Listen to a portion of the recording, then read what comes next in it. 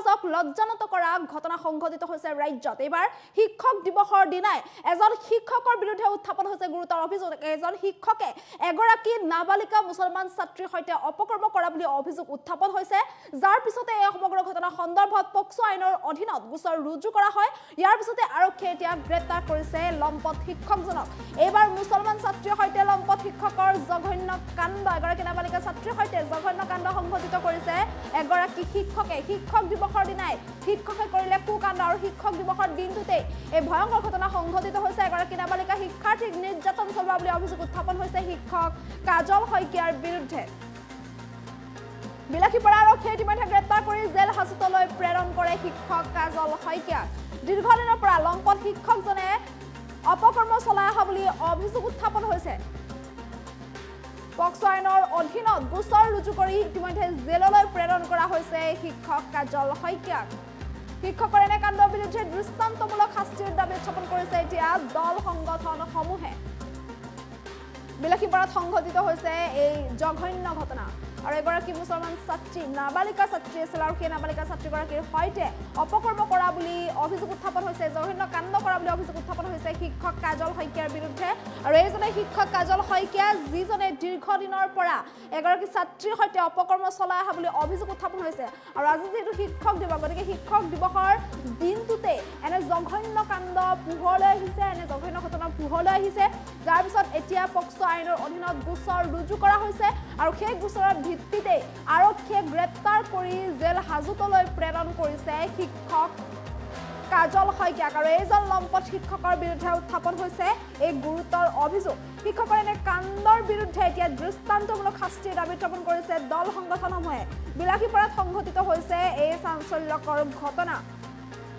এগৰাকী নাবালিকা ছাত্ৰীৰ সৈতে এনেদৰে জঘন্য কাণ্ড কৰাৰ অভিযোগ উত্থাপন হৈছে এজন লম্পট শিক্ষক কাজল শইকীয়াৰ বিৰুদ্ধে ৰাজ্যত ইটোৰ পিছত সিটো এনেধৰণৰ ঘটনা সংঘটিত হোৱা দেখিবলৈ পোৱা গৈছে আৰু এইবাৰ এজন শিক্ষকৰ বিৰুদ্ধে এনেধৰণৰ অভিযোগ উত্থাপন হৈছে যিহেতু আজি শিক্ষক দিৱস এটা পবিত্ৰ দিৱস তেনেস্থলত আজিৰ দিনটোতে শিক্ষকৰ এনে জঘন্য কাণ্ড পোহৰলৈ আহিছে আৰু এইজন শিক্ষক কাজল শইকীয়া আৰু এই কাজল শইকীয়া নামৰ এই শিক্ষকজনেই দীৰ্ঘদিনৰ পৰা এনেদৰে অপকৰ্ম চলাই অহা বুলি অভিযোগ উত্থাপন হৈছিল এগৰাকী নাবালিকা ছাত্ৰীৰ সৈতে জঘন্য কাণ্ড কৰাৰ যি ঘটনা সেই ঘটনা আজি পোহৰলৈ আহিছে শিক্ষক দিৱসৰ দিনটোতে আৰু দীৰ্ঘদিনৰ পৰা এনেধৰণে অপকৰ্ম চলাই অহা বুলি অভিযোগ উত্থাপন হৈছিল কাজল শইকীয়াৰ বিৰুদ্ধে আৰু সেই অভিযোগৰ পিছতে যি গোচৰ ৰুজু কৰা হৈছিল আৰু পক্সো গোচৰৰ অধীনত এইদৰে এতিয়া আৰক্ষীয়ে গ্ৰেপ্তাৰ কৰিছে কাজল শইকীয়াক আৰু গ্ৰেপ্তাৰ কৰি জেল হাজতলৈ প্ৰেৰণ কৰা হৈছে সমগ্ৰ ঘটনাক লৈ আৰক্ষীয়ে এতিয়া তদন্ত অব্যাহত আছে এইজনেই শিক্ষক কাজল শইকীয়া আৰু এইজন লম্পট শিক্ষক কাজল শইকীয়াৰ বিৰুদ্ধে উত্থাপন হৈছে এনে জঘন্য কাণ্ড কৰাৰ অভিযোগ যাৰ পিছত এতিয়া এইদৰে আৰক্ষীয়ে ইতিমধ্যে গ্ৰেপ্তাৰ কৰি জেল হাজতলৈ প্ৰেৰণ কৰিছে শিক্ষক কাজল শইকীয়াক আৰু এগৰাকী নাবালিকা ছাত্ৰীৰ সৈতে জঘন্য কাণ্ড কৰাৰ অভিযোগ উত্থাপন হৈছে এইজন শিক্ষকৰ বিৰুদ্ধে আৰু আজি শিক্ষক দিৱসৰ দিনটোতে এনে জঘন্য কাণ্ডৰ কৰাৰ কথা পোহৰলৈ আহিছে দীৰ্ঘদিনৰ পৰা অপকৰ্ম চলাই অহা বুলি অভিযোগ উত্থাপন হৈছিল এইজন শিক্ষকৰ বিৰুদ্ধে যাৰ পিছতে পক্সো আইনৰ অধীনত এইদৰে গোচৰ ৰুজু কৰি জেল হাজতলৈ প্ৰেৰণ কৰা হৈছে এইজন লম্পট শিক্ষক কাজল শইকীয়া আৰু ঘটনা সন্দৰ্ভত আৰক্ষী তদন্ত এতিয়া অব্যাহত আছে যিহেতু ভুক্তভোগীৰ এটাৰ ভিত্তিতে এইদৰে এতিয়া গ্ৰেপ্তাৰ কৰা হৈছে এইজন কাজল শইকীয়াক আৰু গ্ৰেপ্তাৰ কৰি জেললৈ প্ৰেৰণ কৰা হৈছে পক্সো আইনৰ অধীনত ৰুজু কৰা হৈছে গোচৰ সমগ্ৰ ঘটনাক লৈ এতিয়া তীব্ৰ চাঞ্চল্যৰ সৃষ্টি হোৱা দেখিবলৈ পোৱা গৈছে বিলাসীপাৰাত সংঘটিত হৈছে এই ঘটনা আৰু সমগ্ৰ ঘটনাৰ পিছতে এতিয়া দল সংগঠনসমূহে দাবী উত্থাপন কৰিছে এনে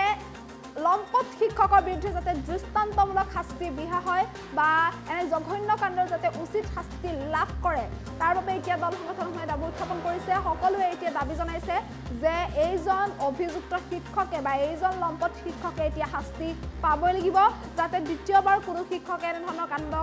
নকৰে কেতিয়াও তাৰ বাবে যাতে এইজন শিক্ষকে দৃষ্টান্তমূলক শাস্তি লাভ কৰে তাৰ বাবে এইদৰে দাবী উত্থাপন কৰা দেখিবলৈ পোৱা গৈছে শিক্ষক দিৱসৰ দিনাই পোহৰলৈ আহিছে এইজন লম্পট শিক্ষকৰ এই কুকাণ্ডৰ কথা আৰু এই কাজল শইকীয়া নামৰ এইজন শিক্ষকৰ বিৰুদ্ধে নিৰ্যাতন চলোৱাৰ অভিযোগ উত্থাপন হৈছে এগৰাকী নাবালিকা ছাত্ৰীক নিৰ্যাতন চলোৱাৰ অভিযোগ উত্থাপন হৈছে অপকৰ্ম কৰাৰ অভিযোগ উত্থাপন হৈছে দীৰ্ঘদিনৰ পৰা অপকৰ্ম চলাই অহাৰ অভিযোগ উত্থাপন হৈছে যাৰ পিছত এইদৰে এতিয়া আৰক্ষীয়ে গ্ৰেপ্তাৰ কৰিছে এইজন কাজল শইকীয়াক আৰু পক্সো আইনৰ অধীনত গোচৰ ৰুজু কৰাৰ পিছতেই জেললৈ প্ৰেৰণ কৰা হৈছে কাজল শইকীয়াক আৰু ইয়াৰ পিছতে এতিয়া কাজল শইকীয়াই যাতে উচিত শাস্তি লাভ কৰে তাৰ বাবে এতিয়া দাবী উত্থাপন কৰিছে দল সংগঠনসমূহে বিলাসীপাৰাত সংঘটিত হৈছে এই জঘন্য ঘটনা বিলাসীপাৰা শিক্ষাখণ্ডৰ অন্তৰ্গত শিক্ষক দিৱসৰ দিনাই কাজল শইকীয়া নামৰ দানৱৰূপী শিক্ষক এজনী ছাত্ৰীৰ লগত নিৰ্যাতনৰ প্ৰচেষ্টা চলোৱাত সেই নিৰ্যাতনৰ প্ৰচেষ্টা চলোৱাত এই নিৰ্যাতনকাৰী ছাত্ৰীজনে বিলাসীপাৰা আৰক্ষী প্ৰশাসনক অৱগত কৰাৰ লগে লগে ধুবুৰী জিলা আৰক্ষী অধীক্ষকে তৎপৰতাত সেই দানৱৰূপী শিক্ষকজনক গ্ৰেপ্তাৰ কৰি জেল হাজতলৈ প্ৰেৰণ কৰে এতিয়া আমাৰ দাবী হ'ল সেই শিক্ষকজনক যাতে কোনো ধৰণৰ আইনৰ সুৰংগা দি হাৰি যাব নোৱাৰে আমাৰ দাবী হ'ল তেওঁক অতি সোনকালে ফাষ্ট ট্ৰেক আইনৰ আদালতত আনি এই শিক্ষকক অতি সোনকালে দৃষ্টান্তমূলক শাস্তি প্ৰদানৰ লগতে অসমৰ ভিতৰত এনেকুৱা ধৰণৰ যাতে দ্বিতীয় কাণ্ড সংঘটিত নহয় এক উদাহৰণ দাঙি ধৰাৰ বাবে অসম চৰকাৰক আমি দাবী উত্থাপন দাঙি